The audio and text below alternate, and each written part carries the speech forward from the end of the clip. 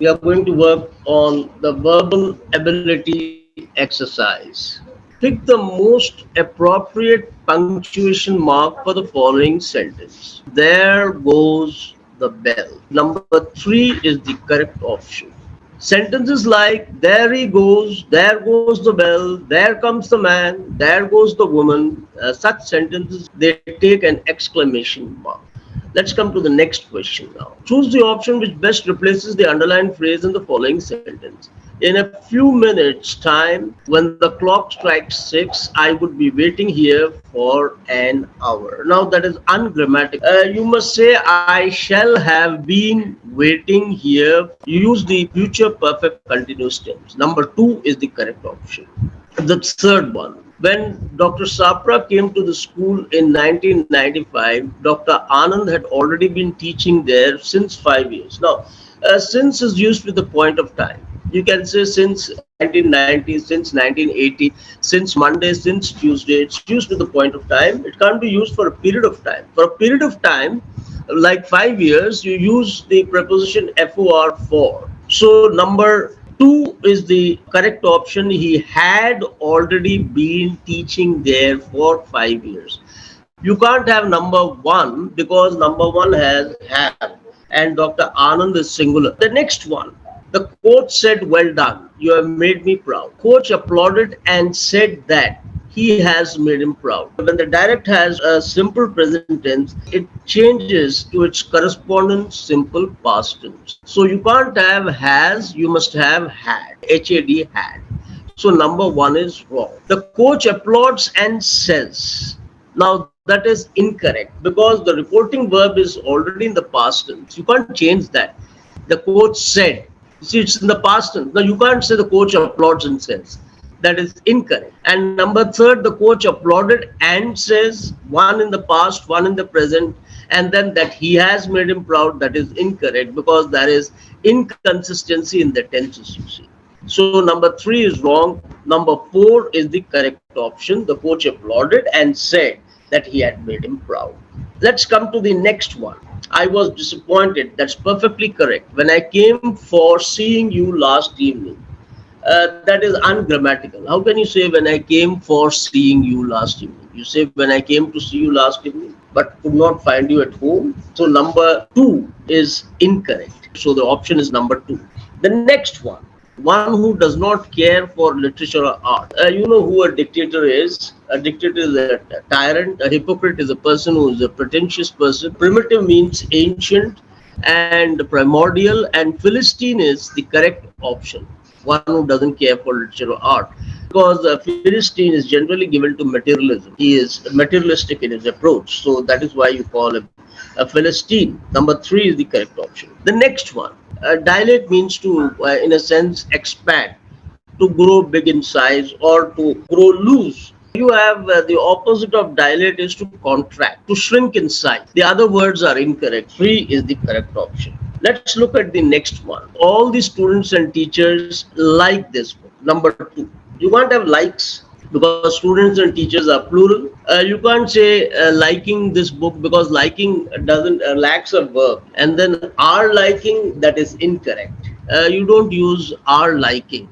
I am liking him. You simply say I like him. So number two is the correct option. Let's come to the next one. Ultravirus means beyond jurisdiction, beyond powers. That is the correct option there. The next one, should spending on the arts be met out of the public purse? The public purse, it means, you see, from the government money. The next one, pick out the odd one out from the following. You can have plan for, plan on, plan out, but no plan in. That is odd one out, no plan in. Which of the following is the synonym of the term hackneyed? That is cliched. Hackneyed is overused, outdated, outmoded, cliched. It can have several meanings that way. The next one, the idiom a gentleman at large means what?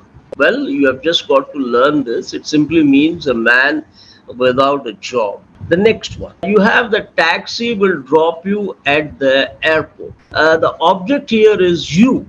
So you say that you will be dropped at the airport by the taxi. Number four is the correct option. Number one is not passive. Dropping you at the airport will be done by the taxi. Now, that is un-English. You are not bringing the object you see in the front. The taxi is dropping you at the airport. That is again active voice. The number 4 is the correct option. The next one, the national anthem is being sung by the players. Now, the players you see, that is the subject here. So you bring it in the front, then you say the players are singing the national anthem. Number 2 is the correct option, because when you change from the active to the passive or passive to the active, you don't change the tense. The sentence in the passive is in the continuous tense, is being sung. So you can't have number 3 and number 4 is the perfect tense, present perfect. So you can't have that all. So number 2 is the correct option. Let's look at the next question. Pick the word with the correct spelling. So number 4 is the correct option. That is disease. All the other 3 are incorrect. Now let's come to the passage here. Are people or even typically guided by reason rather than say by passion or impulse? You see, look at number 20 here. Pick the most appropriate to fill number 1. Now you can't say are people invariable or even typically, or number 3 invariably is misspelled, right? BILY, that is misspelled. And number 4 is a noun. Are people invariability or even typically? Since typically is used as an adverb, so you must have invariably here. So the option is number 2. If the norms of rational behavior are not followed by people in their actual behavior, how can we seek the same answer to two rather different questions? What would be rational for a person to do? And would the person actually do?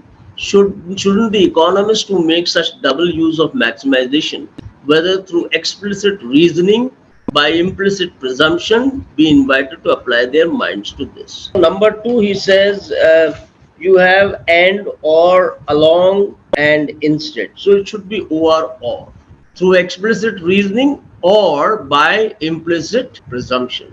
And then number 3, a number of economists have indeed paid attention to systematic departures from rationality in actual choices made by people.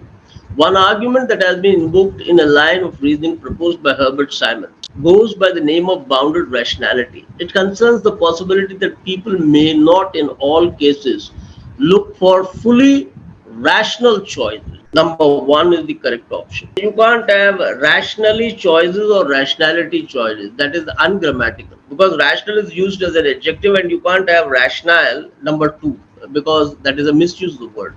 So number 1 is the correct option. And the last one, because of their inability to be sufficiently focused, there is considerable evidence powerfully presented. For example, Kahneman, that is by. That is number 1 is you have by, at, up and with. So it should be by. Now let's look at the next question. He's talking about literary criticism here. Literary criticism means when you approach a text, you see any text, whether it is a religious text or it is a story or it is a novel, how are you going to analyze that novel? Are you going to look into the words, into the text? Or are you going to look into the context of what is written? In this paragraph, he's talking about the difference between two types of linguistic meaning, two levels. One is the formal and other is the textual. Now, what do you mean by formal here? Form refers to the form of that poem, whether it is a sonnet, whether it is written in stanzas, whether it is written in blank verse, whether it is written in meter, or whether it is free verse. You see, that is the form of the poetry. That is what formal means here. And that is why he says here is the level at which stylistic patterns occur. You call them the stylistic. But these are not restricted to mere form. Now, in the second paragraph, he talks about Panini, the Indian Sanskrit grammarian. In his sutras, you have the concept of the language, and he talks about the spheres of suffixes, derivatives, compounds. Panini discusses them, and he says that poetics is all indebted to grammar for the terms jati, that is genus, kriya, action, gun, quality, and dravya, individual substance. Panini discusses all these things which are to be taken into consideration while analyzing any text. And in the final paragraph, he's talking about literary criticism in the Sanskrit tradition. See, in Sanskrit, it is a shastra, which is meant any systematic, well-formulated body of knowledge. And it tells us about the nature of the substance, the nature of language, the validity of critical statements, and all these things. In order to understand critical questions, the critic needs to understand the grammar, the philosophy that go into that particular poem or text. Now let's look at the questions here. As per the passage, which of the following was primarily discussed by Pani? The primarily, you see, he's using the word primarily. He's not saying generally. Primarily, you see, he talked about the impact of language on derivative words. That is number two. Which inquiries are undertaken in Shastraic expositions? Mainly primary and secondary derivatives of compounds? No, that's not the thing. He's talking about the nature of substance, the nature of language, and the validity of critical statements. You have that in the last paragraph. So the correct option is number three. B, D, and E. Which of the following statements are true about the given passage? Literary criticism must either use textual or contextual study. Formal and textual are two levels in help in ascertaining linguistic meaning. That is correct. He has stated that. Critical questions cannot be understood without a philosophical and grammatical understanding. I think that is also correct. Panini has written in a compact format of sutras. That's correct. Sanskrit is a tradition of literary criticism for a long time. So I think it should be B, C, D, E. Number 4 is the correct option. A is incorrect because the very first line of the paragraph says something different from what is stated in A. He says literary criticism must use either textual or contextual study, and he says literary criticism does not necessarily have to choose between context and textual study. So that is why A is not true. Which word in the passage is close in meaning to being logical and true? That is, of course, validity. Number 4 is the correct option. Now, you have another passage here. Here is talking about Bacon and, of course, Shakespeare. But then it's not all about Bacon and Shakespeare. They have just been quoted here because he's talking about the writer's flight to the solitude of their own thoughts, how a writer, you see, retires into his own cocoon, and how does he react to situations. All great thinkers live and move on a high plane of thought. It's only there they can breathe freely. It is only in contact with spirits like themselves that they can live harmlessly and attain that serenity which comes from ideal companionship. So the writer is supposed to be his own companion. He doesn't require any other companion. I have always thought that the strongest argument in favor of Baconian theory was that no man, however indubitable his genius, could have written the plays and sonnets that have come down to us under Shakespeare's name, who had not the liberal education of Bacon. Francis Bacon was a 16th century essayist, scientist, thinker, and there was one time that critics and scholars believed that Bacon might have been Shakespeare because we didn't know much about Shakespeare, and we thought perhaps, you see, there were 4 or 5 people who were thought to be Shakespeare, and Bacon was one of them. They believed perhaps Bacon was Shakespeare and he wrote under an assumed name. But now it's different, right? Now they have proof that Shakespeare existed. But once upon a time, it was thought that. So, how this habit of intercourse with the gods makes one impatient of mere men. The magnificent ideals that have ever haunted the human mind and given us our highest proofs of a future immortality by reason of the impossibility of their fulfillment here are splintered into the atoms by contact with life's realities. So, what he means to say here is a man of liberal education like Bacon, you see, he could have come up with such kind of plays and poetry that are attributed to Shakespeare. A writer, you see, he retires into himself, whether it is on the spiritual plane or whether it is on any other plane, you see. That is what hence comes as sublime discontent. It may be spiritual or intellectual pride that is engendered on the high plane of individual life, but whatever it is, it becomes inevitable. A habitual meditation on the vast problems that underlie human life and are knit into human destiny. So that is for the poet, you see, that is the meditation. Thinking, you see, reflecting. It is easy to understand, therefore, why such thinkers fly to the solitude of their own thoughts. I mean, the point that I made at the beginning, that is, the poet retires into himself. He is his own best companion, he or she, who is the poet. or the silent companionship of the immortal. And if they care to present their views in prose or verse to the world, that these views take a somber and melancholy setting from the pale cast of thought in which they were engendered. Now, what do you mean by pale cast of thought? That is, it is a quotation, you see, and it means serious thinking, being very reflective, meditative. Now, let's come to the questions here. Given below are two statements. One is labeled assertion A and the other is labeled reason R. The passage presents a rationale behind the great writer's flight to the solitude of their thoughts and silent companionship of mortals. That is true. But what about this? R. They do so because they are melancholic and naturally averse to ordinary humanity and disgust of unregenerated masses. No, that is not stated in the passage. So number three is the correct option. What does the phrase the pale cast of thought mean? Well, it means serious and prolonged thinking, that is number four. Given below are two statements. The author upholds the Baconian theory because according to him, despite being a genius, Shakespeare could not write the plays and sonnets that have come down to us under his name. I mean, it is only a conjecture. It is only a surmise. It's a guess. He says if you go by the theory of Bacon, then Shakespeare could not write such plays. He was not very highly educated. He holds that Bacon was more resourceful than Shakespeare because he had the liberal education. That is stated there. So both these statements are correct. So therefore, number one is the correct option. According to the author, why do great thinkers need to attain and remain at high plane of thought? Now, if you look at number one, because they want to enjoy harmony and serenity from ideal companionship. Yes, that's correct. Because the experience of greatness makes them impatient of being ordinary men. That's also correct.